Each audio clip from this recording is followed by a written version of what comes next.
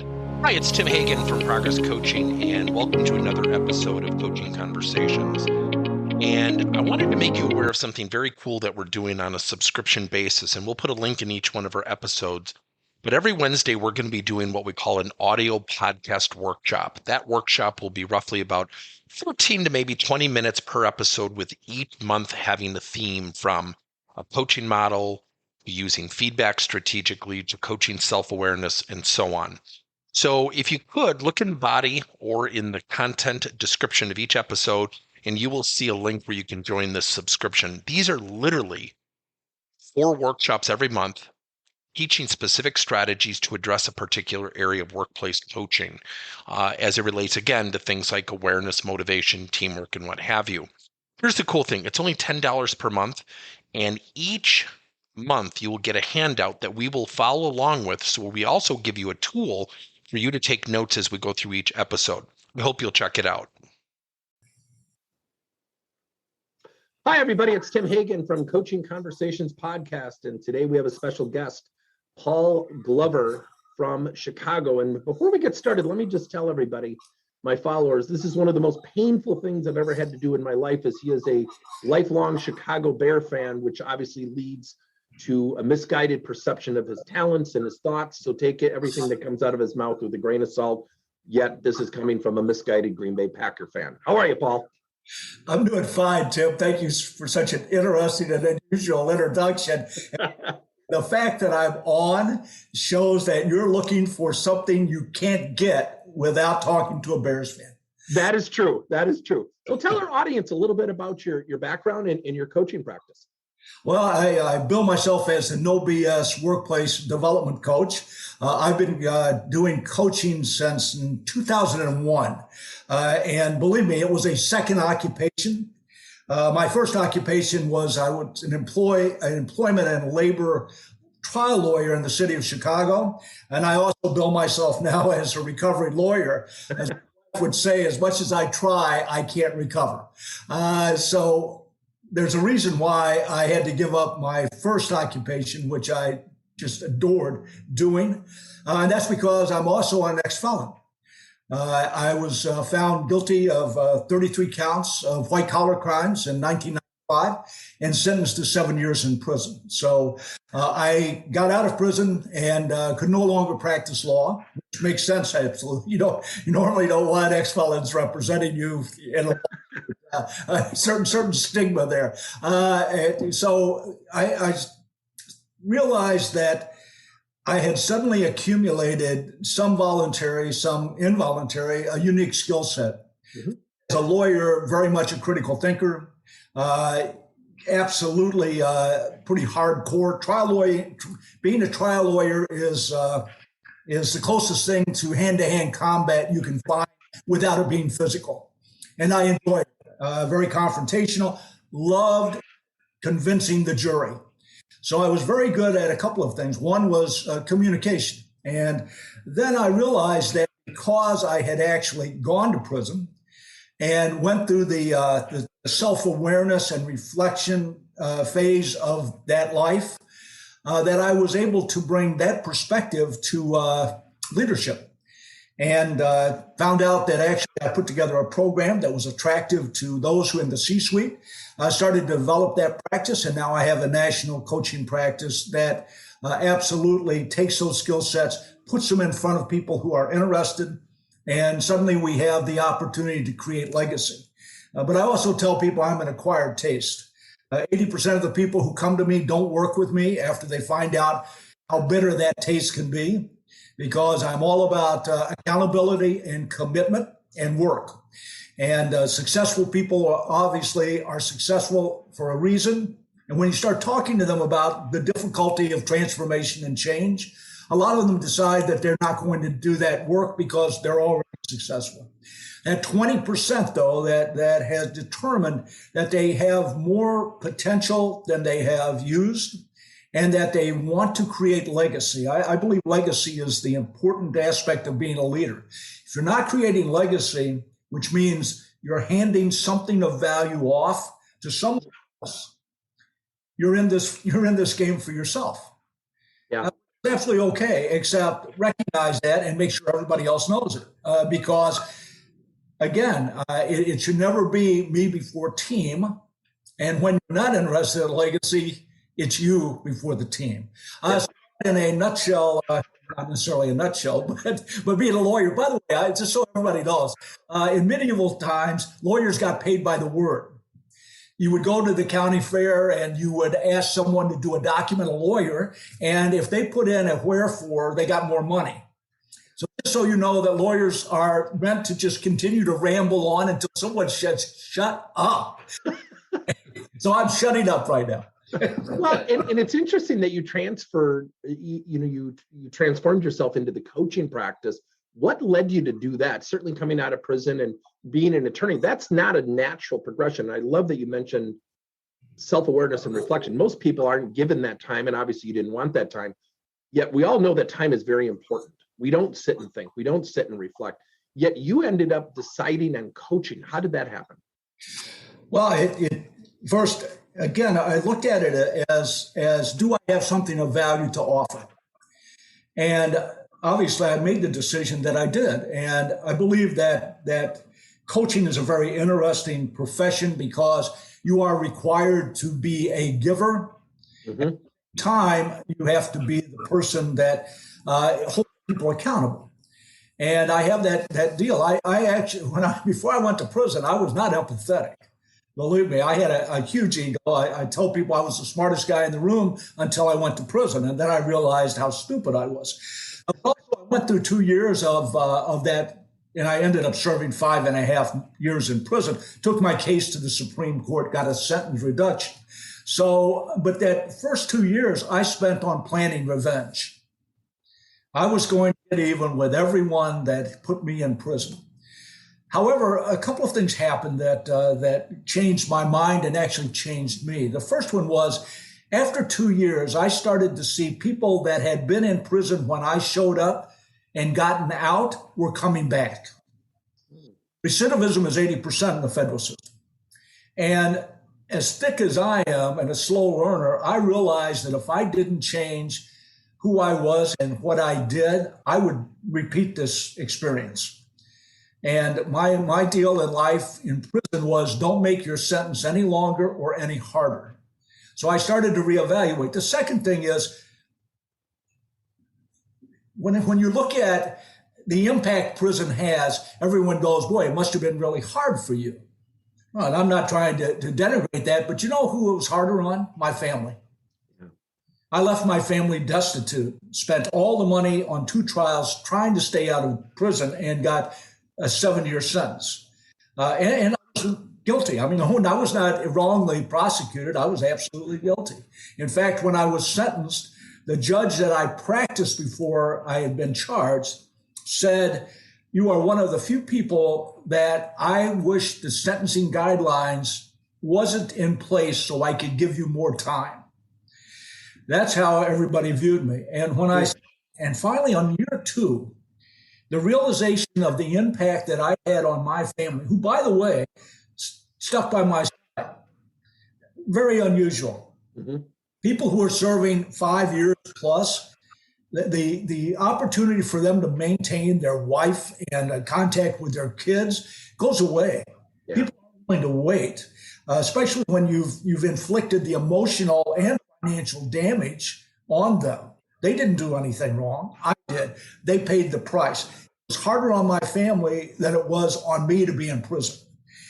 And those two things, the realization that if I didn't change, I was going to repeat the experience. And second, the realization of how it had impacted my family forced that level of self-awareness and reflection that I would never have done otherwise.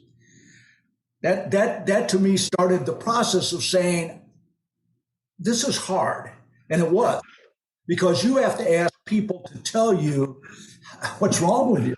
Well, and you had mentioned something about which is really interesting, hearing your background about empathy. And you talk about empathetic curiosity and why it's a value of the coaching and leadership. Talk to us a little bit about that and how you've kind of we get how you came to that conclusion. How do you utilize that or facilitate that with your clients? Well, first, I don't believe that you can be a good coach without being perpetually curious. Mm-hmm. You're not curious about the person in the coaching process, you will not develop the relationship necessary to be able to actually do some meaningful change and transformation. And the second thing is, of course, that you've got to be empathetic. You have got to be able to relate in some way that allows that person to feel that they can be authentic and vulnerable with you. And if you're not empathetic, that relationship never buds. It never develops. People will not share with you Mm-hmm. truly feel about things. So in that process of developing a relationship, and by the way, I tell what I'm talking to you about in your audience, that's one of the beginning conversations I have with a new person in my coaching program. They need to know how flawed I am. I want them to know that. And I want them to know that I will not be shocked by anything they reveal to me. Yeah. Flaw, talking professionally, of course, I try not to get too personal. But I also believe right now that a part of being personal is a part of being a good coach. We've gone through this thing about let's just be professional in the workplace. That doesn't work anymore. Yep. To be personal, you are never going to develop the relationship. Professional is all about transactions. Personal is all about relationships. And it's pretty apparent, and if you don't see this as a leader, you are deaf, dumb, and blind. This is required now by the workforce, especially because of the pandemic. It has shown Absolutely. that professional relationship and said, if you want us to be what you want us to be, engaged, you are going to have to relate to us as relationships in a personal situation where we may even talk about our family or our community. And so that to me is where the empathetic curiosity and empathetic listening, active listening doesn't cut it anymore. And that's a term that's now archaic. Empathetic listening is where we have to be with this. So do you find, it's interesting, you mentioned the word blind spot, and one of the things that you've talked about in your work is how coaching helps people reveal their blind spots. Do you feel that you lower some defenses because of your, quite frankly, very unique background, that it helps people be comfortable with their own lack of perspective? Because, as you and I both know, we teach coaching. We don't really necessarily do coaching. And so when I have coaching clients, it's very similar, because you and I are very similar, as much as we don't want to admit it, is I'll talk about how I was very low in empathy until I went through the EQI program. Now I'm much more empathetic. I've noticed a big difference. Do you feel that your background helps people be comfortable with sharing their lack of perspective and potentially discovering their blind spots? It absolutely does. I think that first, look, I believe that all relations start off with one thing. Are you competent enough to do the job? No one wants someone who's not competent. But once you get beyond that, then it very much is about personal and character.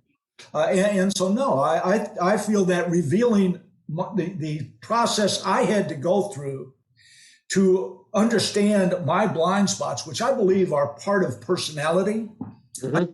I don't think people are able to get away from your blind spots. They exist for a reason. But you also want to know they're there. Then you're able to do the necessary behavior so you avoid temptation. And I know this is a bad analogy, but I use it anyway. When I got out of prison, I was known in my circles as a stand-up guy, because when the government offered me the opportunity to reduce my sentence by turning somebody else in, I refused. So when I got out, and by the way, there's some people who would say, well, that you should be a good citizen. I was not a good citizen. I don't say that I was. I am now, but I wasn't then, and I wasn't going to do that. I just wasn't. And so when I got out, I received several phone calls that said, we appreciate the fact that you did not talk to the government about anybody else. We would like to offer you opportunities.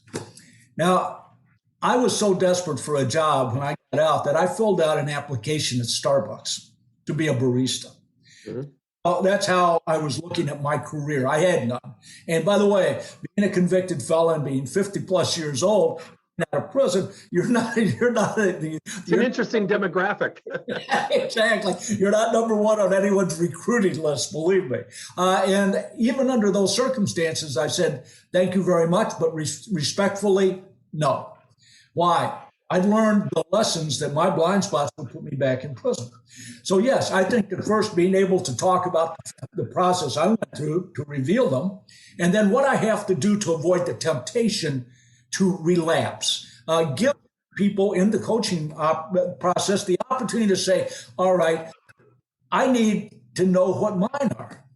Yeah. Because we have them. And by the way, they're called blind spots for a reason. We don't see them, and no one will tell us. In fact, there are those that love our blind spots because it gives them the opportunity to take advantage of us. Yeah. Guess what? The concept of being a coach is to say, look, if you want to get better, if you want to realize potential, develop legacy, you need to know what your blind spots are. And then you need to know what to do to avoid the behavior that those blind spots cause. So let me interject something, because you just brought up something that's interesting. I didn't think about asking you. You use the word relapse, and I'm going to cross a line with you, and I don't want to offend you, but as a Bear fan, then again, I don't really care. You use the word relapse, which I think is really an interesting word when you think about leaders. You don't need to go to prison to relapse. Don't leaders relapse as well because of those blind spots? Absolutely. It's an interesting analogy. Go ahead. Sorry. Yeah, but you're spot on. Absolutely, they do. By the way, good intentions are only good intentions that matter if they're followed by the proper action. Yeah. And the reality is, I tell leaders all the time, look, and again, bad analogy, but I use it. If you're a recovering alcoholic, you don't go into a bar and tempt yourself to see how strong your will is. If you do, you're an idiot. The same thing with leaders. You need to have someone that will continually talk to you about the behavior that you're showing, because relapsing comes when we're in a crisis. We will relapse because that's our blind spots are that strong. They do not go away. We recognize them. We put together a behavior that allows us to avoid the bad behavior. But when we're in crisis mode, a lot of the stuff that we are doing goes away. So somebody has to be there. And I think that's a coach's job to say, hey, let's take a look at what your behavior is telling us, not just me, us. And once you have that conversation, that honest conversation, people are able to take the action necessary to not relapse. Yeah. And I have to share something with you, and I'm probably bringing it up because they're also staunch Packer fans. But you talk about something about, that relapse, and I love your comment, Paul, about relapse in a crisis. It reveals, crises really reveal, who we are and what we're able to do. And I remember during the Great Recession, one of my favorite clients, maybe my favorite client of all time, have treated me like family, is a company in Wisconsin called Inpro. Construction, hospital, healthcare, nursing homes, not a great industry to be in. And I remember Phil Ziegler, their CEO, and then Mark Holland, their president, literally addressed the company and said, we're fine. We're going to keep doing what we did. We're going to run the company. We're financially strong. Everybody go home and enjoy their families. I remember that presentation. And I just sat there and I whispered to the talent development director, Jennifer, I said, holy crap, look at the people. She goes, what? I go, look at their faces. You could see people and they just relaxed. And I'll never forget that presentation, because I walked out with Mark and I said, that was the best presentation I think you could have ever given. He goes, what are you talking about? I said, you didn't overreact to the crisis. You calmed over 100 people down. Till this day, he and I argue about the value of that presentation. But it goes back to how we reveal ourselves during a crisis. So let me transition to something which I think is going to be a really stupid question. You think you're a Packers fan? Of course, it's going to be a stupid question. I know the answer, but I can't wait to hear how you craft this.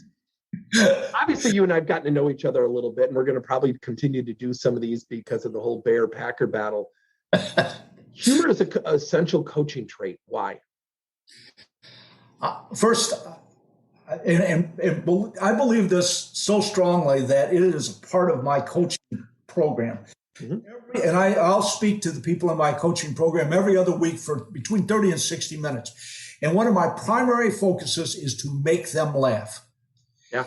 I will say outrageous. By the way, everybody has a different sense of humor. I will say something so outrageous that someone will laugh, perhaps out of shock or surprise. Why? Well, first, I believe that leaders need to take care of themselves before they can take care of anyone else. And the has shown that leader welfare is always a secondary issue for leaders. So as you go through the day-to-day grind of running an operation, having your interaction with employees, I believe one of your obligations as a leader is to take stress off of them. You just mentioned this, that the message that this president gave his people de-stressed them. Absolutely. Now, in a group, you may not have the same impact of what happens to that stress. I think stress has to be dissipated. He helped dissipate that. However, one-on-one communications, especially in a pandemic, requires that the leader take the stress off of the employee and they take it on themselves. It's just the way it is. I believe in the exchange of energy. And we're having an exchange of energy right now. It's a good energy. It's we're laughing. We're having some good. I hope a good thought or two, but we're actually enjoying it. My coaching conversation is all about the exchange of energy. By the way, if my level of energy at 8 o'clock in the morning has got to be the same at 5 o'clock at night. Absolutely, yeah.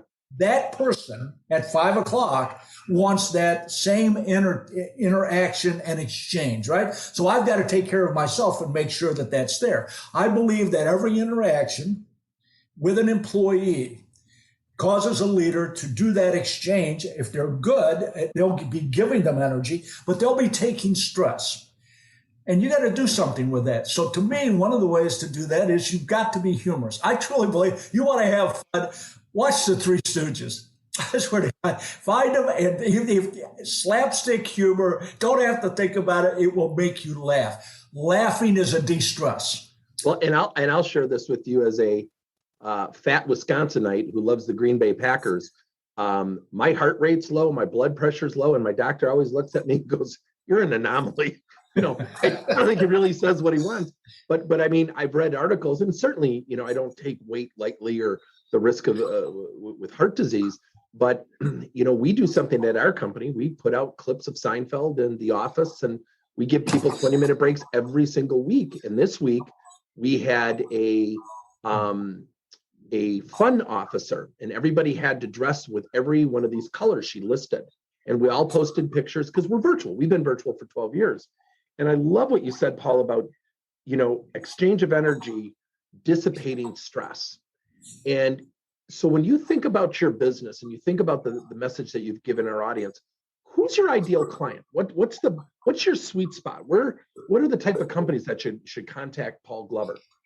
Well, I have a pretty niche business just because of my personality. I really work well with distribution companies and manufacturing companies. Okay. It's not that I can't work well with healthcare or retail, but in all honesty, my approach is usually a little too hardcore for them, as is my personality. So those two niches is where my primary business resides. I get along with pragmatists, but I also believe that they're the ones that need what you just said. I love. You're giving your people the opportunity to celebrate. And during the pandemic, I was on everybody's case about on Friday. Look, I'm in male-dominated industries. And, we've given everybody the right to act a certain way as a man. Mm-hmm. We're not supposed to be empathetic. We're not supposed to show feelings. I'm so tired of hearing that. The reason we're not doing that is because you're a guy. I'm like, you're a human being. But back to this. So during the pandemic in particular, my deal was on Friday. I want you to get in front virtually, get in front of your team, and I want you to celebrate. I want you to do the ugly sweater week. Everybody goes, I want you to do your happy dance when everyone reaches goal. Well, what do you mean? Actually dance. Right. Look like a fool. Make them laugh. You know why? What we end up doing at the end of the week as leaders is we say, see you next week. Yep. Now, it's been a bad week. It's like an invitation back to hell. Instead of that, hug them, kiss them, tell them, I love you guys. Please go home and enjoy your family. Well, but vulnerability and what you're talking about, or where I would paraphrase that, Paul, is vulnerability opens up other doors. And I'll share this as a coach of boys volleyball. And I remember my assistant coach who took over for me called me and he goes, are you coming home? And I said, no, I'm at a meeting. He said, you need to come to the homecoming parade. What are you talking about? He goes, there's 70 kids wearing t-shirts with your face on it. And what they did is my captain knew my humor, took my LinkedIn profile and made t-shirts, and every kid wore them and walked down the center street of Cedarburg, Wisconsin at my expense, which was awesome. And I had a parent go, are you angry? I go, why would I be angry? I said, if I can laugh at myself, then they should be okay if I laugh with them. And part of that is what we did in the pandemic. And I have to share this with you as a friend. We did 8-week program, no charge, no sales follow-up, because I knew darn well if we started selling during the pandemic, it would look bad for what we do. So every week we played Irish music. We cranked it for the first 10 minutes. One time I had strobe lights playing and someone goes, what is that? I said, oh, I'm getting pulled over. We might have to start late. And the person goes, where are you? I said, I'm in my car. I wasn't in my car. I thought I was doing a webinar from my car. But we got people laughing. And I said, guys, next week, here's our topic. And it was an 8-week session. We did not charge for it because I knew in our business, had we come off as pandemic coaching experts, none of us have been through a pandemic, it would have killed us if we did the opposite. And we made it fun. People were like, every week we had 422 companies signed up.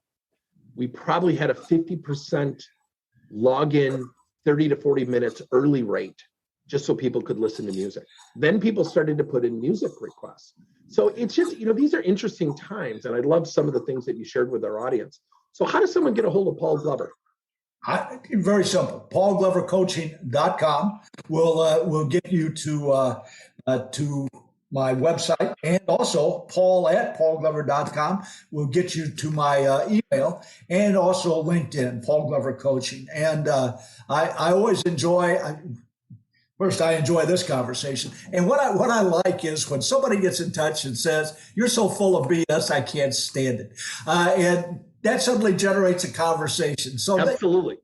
Anybody who has especially Packer fans think that, I don't know why, but just if you want to have a discussion or you've got an issue, you want to say, hey, I'm interested in your opinion about this, or hey, here's something I'm thinking about doing. What do you think?